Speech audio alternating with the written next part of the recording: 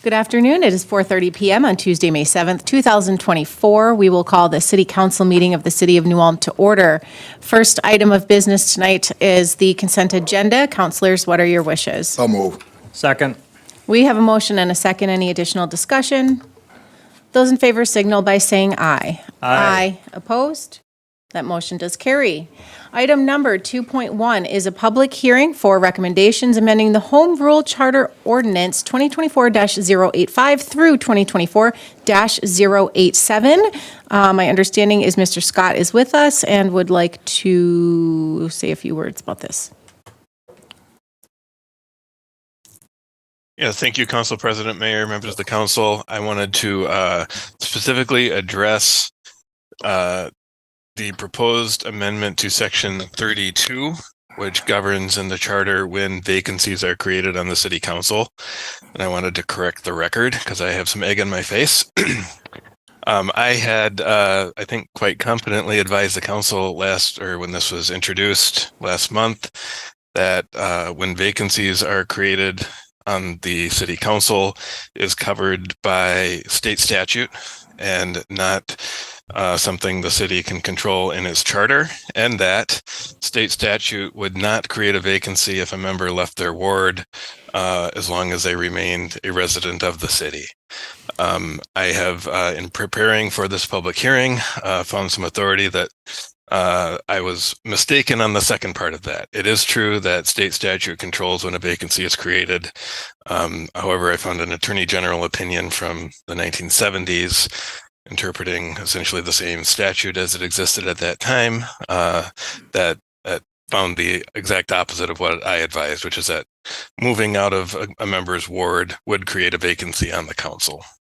So I wanted to highlight that. I know that was something that Councilmember Schultz specifically asked about in the meeting, and correct the record and apologize to the council for my mistake.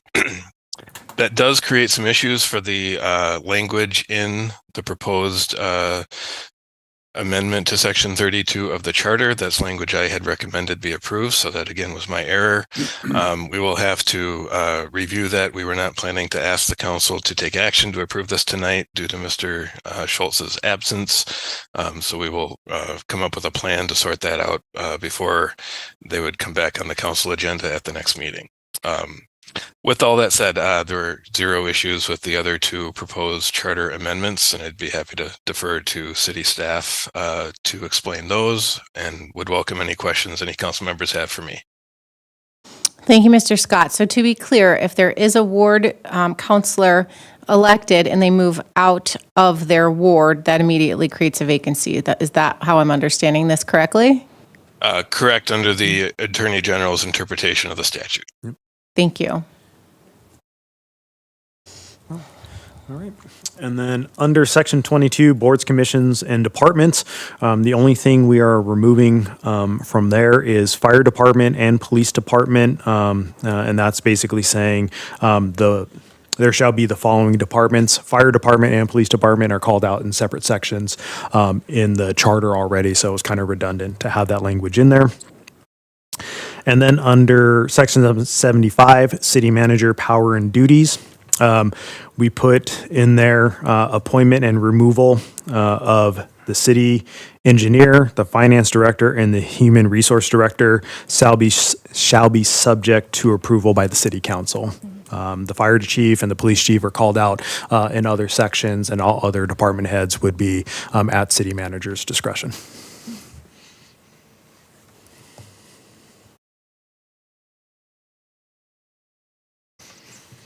Any other additions or comments? I've got none. Yeah, makes sense to me. Perfect.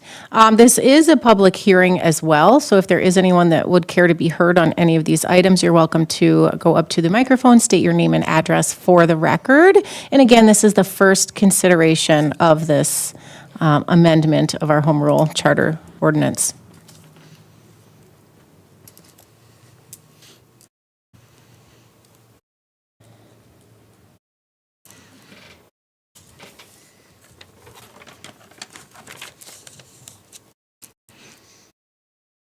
If there's no one that would care to be heard, I would look for a motion. I'll offer a motion to close the public hearing. And then, do you want me to read in the ordinances? Yes, please. And then to amending ordinance number 2024-085, section 22, boards, commissions, and departments. Amending ordinance number 2024-86, amending sections 32 of vacancies, how created. And then amending ordinance number 2024-087, amending section 75, city manager powers and duties. Second. Thank you. We do have a motion and a second. Any additional discussion? Just one more reminder that this is the first reading of this. Correct, Mr. Scott? Yeah. Correct. Yeah, this is the statutorily required public hearing, and the obligation then for the city council would be to vote on the ordinances within 1 month of tonight. Perfect. Thank you so much. Director Jorgensen, please call the roll. We don't need a roll. Oh, no roll. then those in favor signal by saying aye. Aye. Opposed? That motion does carry. Item number 2.2 is a public hearing on the proposed 2024 surface reconstruction project. Mr. Stadheim. Thank you, Madam President, City Councilors. City Council has scheduled a public hearing for this evening on the proposed 2024 surface reconstruction project. This project consists of 10 blocks at 9 unique locations throughout the city of New Ulm. We sent out 65 public hearing notices to the properties that would receive benefit from this project. As you may remember, the engineering report that was adopted back in November of last year recommends that the surface reconstruction project is assessed at 45% of the full reconstruction rate, which for 2024 is $4,750. So we're looking at a assessment amount per single-family residential parcel at $2,140. At this time, I would recommend that we open the public hearing and go through these project locations to see if we have any public comment. As of today, I have not received any written correspondence on this project, and I don't believe the finance office has as well. Okay, perfect. Thank you, Mr. Stadheim. At this time, we will open the public hearing. We will read through the 2024 surface reconstruction project list one by one. If you would like to ask a question or make a comment, at that time you can come to the microphone, state your name and address for the record. This time the public hearing is open, and the first project is 8th South Street from Valley Street to Front Street. 7th South Street from CP Railway to Front Street. 5th South Street from Valley Street to Front Street. 13th South Street from Minnesota Street to German Street.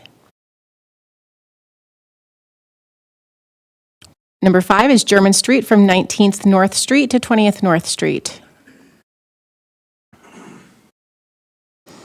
Cortlandt Circle from Jonathan Drive to Terminus. Payne Street from 16th North Street to Terminus. 10th South Street from Valley Street to Front Street.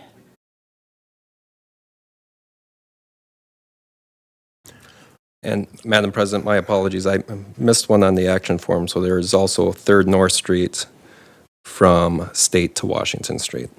Okay, so the last project would be 3rd North Street from State Street to Washington Street? Correct. Correct. Okay, that is in the notice of the public hearing, but just was not. Thank you for catching that.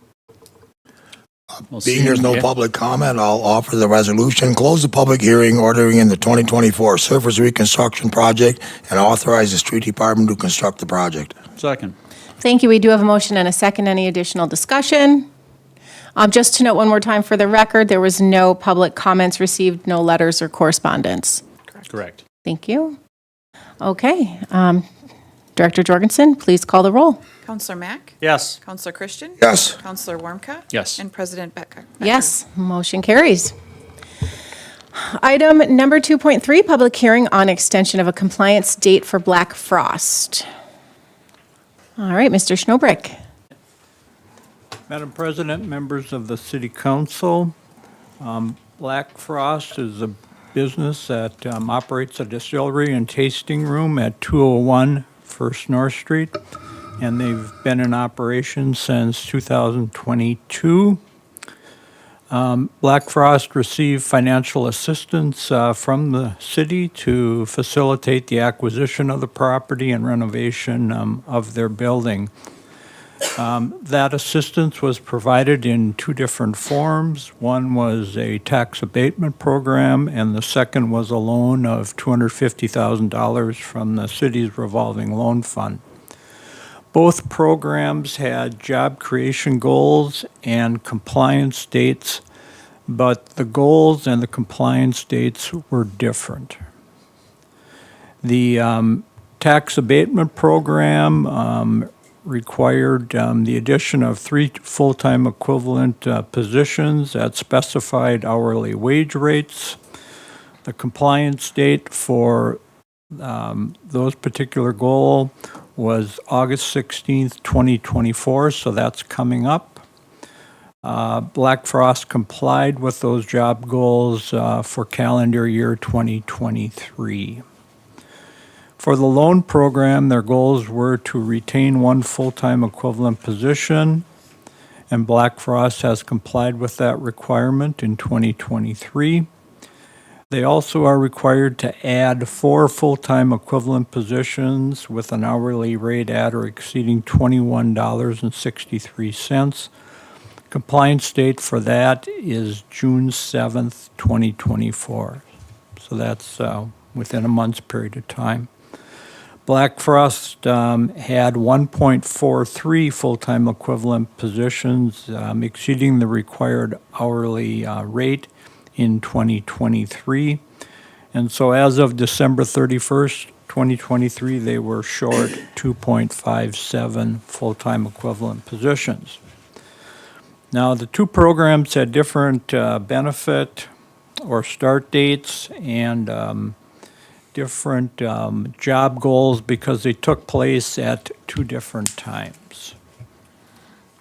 Failure to meet the job goals would require Black Frost to repay all or a portion of the financial assistance.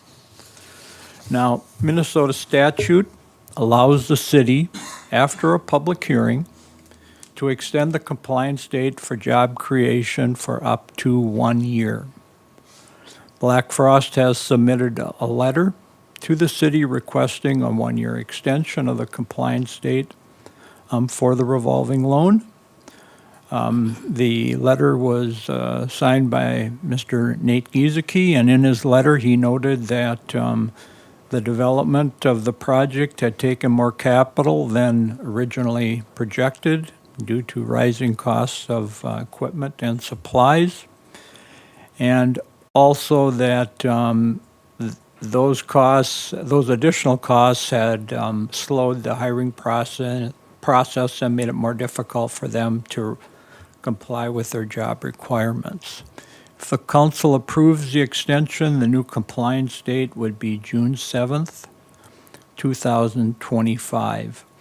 There would be one condition, and that is that the loan agreement would need to be modified to incorporate the new compliance date and also to make any other necessary adjustments. I would note that the City Council has previously authorized a similar extension to both Kraft Foods and to DLC. That would conclude the staff report. Thank you, Mr. Schnobrick. And I don't have any issues with it. I'm halfway through the draft on our comprehensive plan, and that bullet point stuck at me a few times, helping local businesses. So I don't have any issue with it. Yeah, I'm right there with you on that. They're doing what they can to keep going and keep operational. I don't know, does Nate have anything to add or say? Good? You're good if you don't have it, yeah. Dave nailed it all, but I have no issue either, you know, they're trying, they're putting out a good product and trying to get people in the door, and so. I do have one question, Nate. So I have no problem extending this, but my question is, what kind of positions would you be looking to add as those 2 FTEs as you guys are growing? Like, what's the plan for that? Yeah, Nate Giesecke, Black Process Ceiling. I think our main plan is sales staff. So we want to hire 1 salesperson before our November release of our bourbon, as well as we have already hired a marketing person that'll help fill that role, so. Okay, all right, perfect. Yeah. Wonderful. I'll go ahead and close the public hearing and offer a resolution approving the request of Nate Giesecke on behalf of Black Frost Properties LLC and Black Frost Distilling LLC for a 1-year extension of the compliance date for stated job and wage goals associated with a loan from the city's revolving loan fund. Second. Second. Thank you. We do have a motion and a second. Any additional discussion? Director Jorgensen, please call the roll.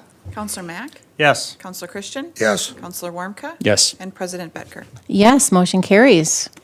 Item number 3.1 under old business is the 2024 recreational trail project.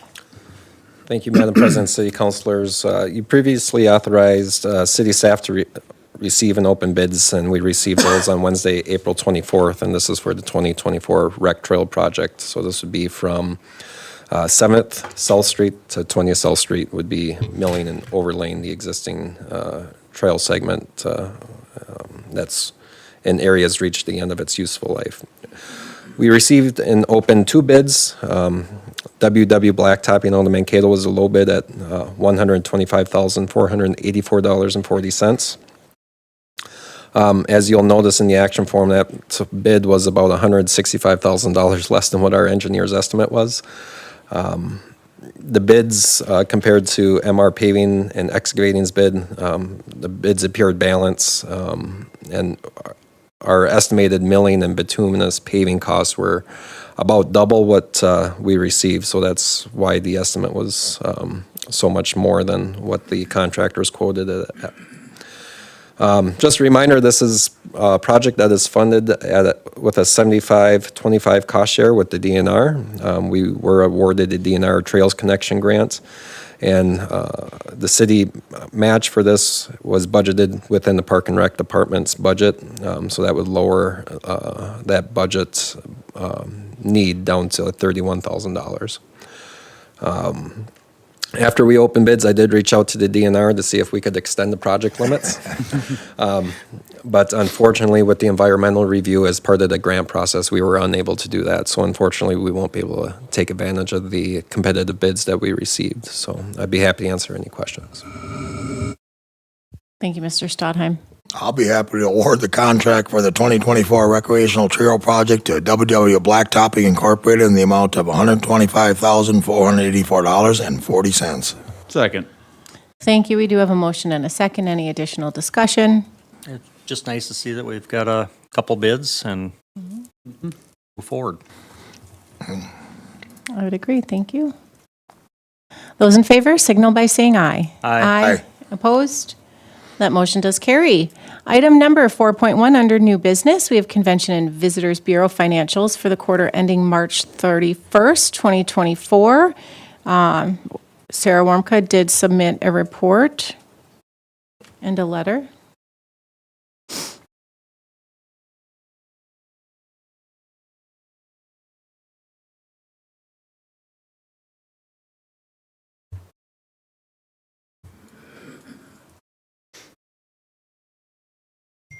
Nobody's got anything. Motion to receive and order filed a report from Sarah Warmka, the President CEO, New Ulm Area Chamber of Commerce, regarding the Convention and Visitors Bureau financial report for the quarter ending March 31, 2024. Second. Thank you. We do have a motion and a second. Any additional discussion? Those in favor signal by saying aye. Aye. Opposed? Motion carries. Item number 4.2, set a public hearing date for noise variance for New Ulm Chamber of Commerce car roll-ins.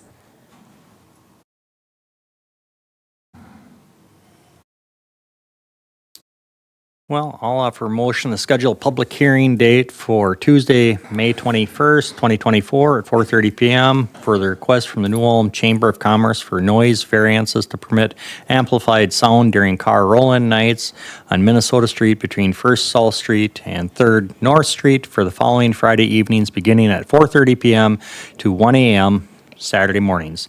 Friday, June 14th, 2024, Friday, July 12th, 2024, and Friday, August 16th, 2024. Second. Thank you. We do have a motion and a second. Any additional discussion? Those in favor signal by saying aye. Aye. Opposed? That motion does carry. Item number 4.3, parking enforcement vehicle purchase. Chief Borkert. Council President, Bedker, members of the council. In front of you, we have, I have a request to purchase a new parking enforcement vehicle. Just for a real quick summary, there weren't state bids available. We certainly checked into that. And they're not expecting to be able to provide any state bid for for this year due to supply chain issues. And we're really in need of a vehicle. We're having some maintenance issues. We've been having maintenance issues with the current vehicle that we have, which is a Jeep Compass. It's been a good vehicle. It's just the wear and tear, city miles, age, and the amount of miles that we have on the vehicle. So all of that is kind of working together, and we're just really in need of the vehicle, again, because of maintenance issues. So the specs that we had was very simple. We went to ask for utility truck, which was about that's the closest that we can get to a state contract price. And we asked for four-wheel drive, four-door crew cab with a trailer pulling package. And we went to Wilberg, Chuck Spaeth, Jensen Motor GMC, and also Jensen Motor Chryslers. And essentially, the lowest bid was for the 2024 Chevy Colorado for $36,385. As I mentioned in my council request, it went over budget by $1,385. And that's why I'm going in front of the council, pointing that out. Thank you. What will happen to the existing vehicle? Could any of that be applied or traded in, or how does that work? Once we have the new vehicle, and it's somewhere around 3 to 4 months is what they're guessing. Again, we're still having issues with the supply chain. It hasn't quite caught up yet. But once we have that and we're able to transfer over all the equipment, I'll be coming in front of you again, asking for permission to declare it surplus, and then likely we'll be selling it mid-bid. That's where we've been getting the best price. And that's a little bit, it kind of depends, but we expect a fairly decent return price on that. $1,500. Right. Well, Blue Book, it kind of, I know. but I mean, it is Yeah. what it is. That'll be fine. It's fairly worn at this point. It's seen its life. Yep. We understand. Okay. Yeah. Well, thank you so much. I do like the two competitive bids from our dealers, very close. I like that. I'll authorize the New Ulm Parking Enforcement to purchase a 2024 Chevrolet Colorado for $36,385 from Wheelberg Chevrolet in New Ulm. Second. Thank you. We do have a motion and a second. Any additional discussion? Those in favor signal by saying aye. Aye. Opposed? That motion carries. Thank you. Thank you. Item number 4.4, approve use of South Park by Shell's Brewery. Go ahead. All right, Council, before you have a request from Shells to use South Park for Between the Breweries event on Saturday, June 22nd, 2024, from 8 a.m. to 6:30 p.m. I know Kurt is here to answer any questions, but if you want to give a brief synopsis of the event, that would. Yeah, Kurt Van Asten, Shells Brewery. The idea is to use South Park as a main hub for the day for events, hosting a beer garden, food vendors, brew memorabilia, sell, swap, appraisal, and local music through the afternoon. A day to hang out, enjoy music on our end of town, and bring together the community members to promote and have fun at a different spot. 2024 also marks the 170th anniversary of New Ulm, and this will be leaning into the history aspect of that side of town, how it helped mold and support as it grew. We'll be doing breakout tour sessions of Shell's Junior Pioneer Park, and I have permission from the Hauenstein Brewery. It's all privately owned now, to do a walking tour and kind of a point and shoot of the history around those grounds. So you can either choose to hang out at South Park and take in the music. In between each music, we'll have 60-minute sessions. There'll be a 15-minute turnover where the Historical Society will jump up on stage and do little snippets of different aspects, different eras of New Ulm. They'll also be there with kind of a pop-up tent to bring some memorabilia down and kind of talk through the day, but kind of leaning into the history of New Ulm and kind of what that side of town did and continues to do. There'll be questions about it, but parking, is that a thought or idea as part of using the park? Yeah, or- it'll be parking around the park, and then I'm attempting to approach the Target lot as well to see if we can open that up. That discussion hasn't been made yet, but I wanted to firm this up first, so.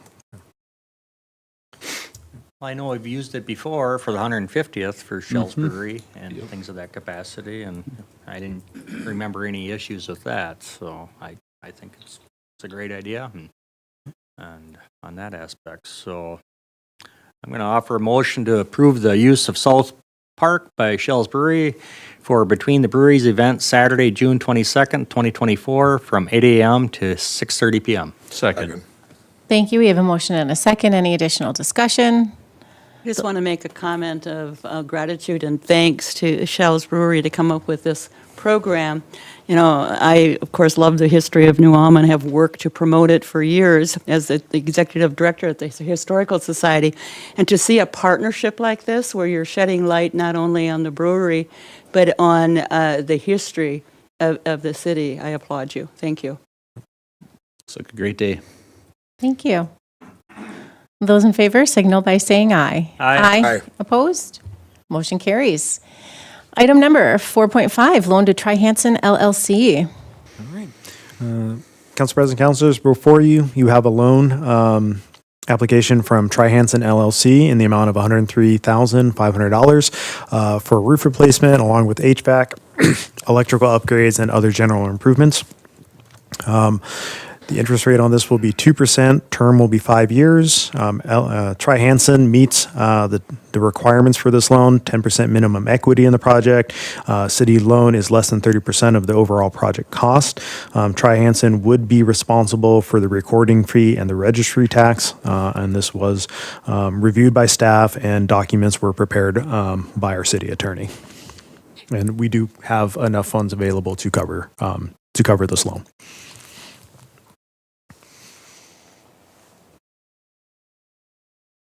I'll offer a resolution authorizing a loan with conditions to Tri-Hansen LLC in the amount of $103,500 from the city's revolving loan fund for roof replacement along with HVAC, electrical upgrades, and other general improvements. Second. Thank you. We have a motion and a second. Any additional discussion? I just like that they're reinvesting yet, continues within our downtown community, and we're trying to help them out and make it successful, so. Yes, we appreciate our local businesses, and the city's revolving loan fund it's a good asset to have, so, yeah. Any additional discussion? Director Jorgensen, please call the roll. Counselor Mack? Yes. Counselor Christian? Yes. Counselor Warmka? Yes. And President Becker? Yes, that motion does carry. Item number 4.6 is a development agreement for Beaky LLC. Mr. Schnobrick, once again. So, Madam President, members of the City Council, the City of New Ulm entered into a development agreement with the Dayton Hudson Corporation to facilitate certain commercial improvements on the property located at 1914 and 1922 South Broadway. This was in October of 1998. The City Council at their February 7th, 2023 meeting approved with 12 conditions the application of Eric Bodie on behalf of the Dayton Hudson Corporation for a conditional use permit to allow warehousing at 1914 South Broadway. Now, one of those conditions stated that the development agreement that applies to the property shall be amended or replaced by a new superseding agreement to reflect proposed changes from the new use of the property. There was a second condition that read that the current bike pedestrian easement in favor of the city shall be amended to address alignment changes required by the Community Development Department. While the private development and public improvements contemplated in the original development agreement have been completed, certain covenants contained in the agreement have future application and continue in force as legal obligations of future owners. And items that the development agreement would continue to apply to concern things such as easements, parking, building setbacks, street access, storage, those types of matters. The agreement covers 2 lots, and the property is now owned by Beaky LLC. Property is Zone B3, which is Community Commercial District. And among other things, the agreement includes an expanded easement area and alignment for the bike and pedestrian trail. Entry into the development agreement would allow the developer to proceed with the use of the property for warehousing and other uses allowed in the B3 zoning district. The agreement will also permit new development on the property and establishes future development standards. As with other development agreements, the staff and city attorney's office would request authorization to further refine as needed final language and exhibits associated with the agreement. If it turns out to be a major item, that would come back to the city council for your review and approval.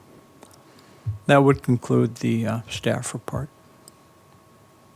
Thank you, Mr. Schnoberg. I have one question for Mr. Schnoberg, a zoning question. I know we gave him that conditional use permit for warehousing, but along with that, Dave, the parking didn't change, did it? Well, Number of spaces is what I meant. the parking for a warehouse in comparison to a Yeah. parking for a business such as Target are very, very different. That's why I'm And so, asking. yes, and so the owner would have the opportunity to use part of the parking lot for new development. commercial purposes, but that then reduces the land uses that could go into that, the current Target building. All right, I just wanted to clarify that. Thank you. Dave, when we did the warehouse, originally it was going to be a percentage of the building for warehouse and a percentage for a possible retail development, but we haven't seen anything with that. But, so it's still going to retain the same, basically, the building? Well, Or would it the, all be warehouse? The conditional use permit authorized the use of the building for warehousing purposes, but the building could also be used for any permitted use, in the B3 zoning district. So there's a whole host of other potential uses that could go in the building. Okay, so it's kind of got open options? Yes. Is how I'm hearing it.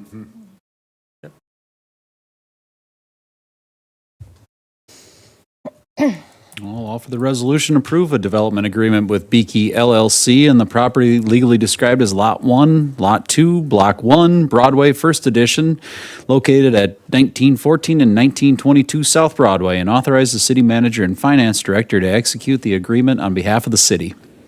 Second. Thank you. We do have a motion and a second. Any additional discussion? Director Jorgensen, please call the roll. Counselor Mack? Yes. Counselor Christian? Yes. Counselor Warmka? Yes. And President Becker? Yes, that motion carries. Item number 4.7, library donations and memorials.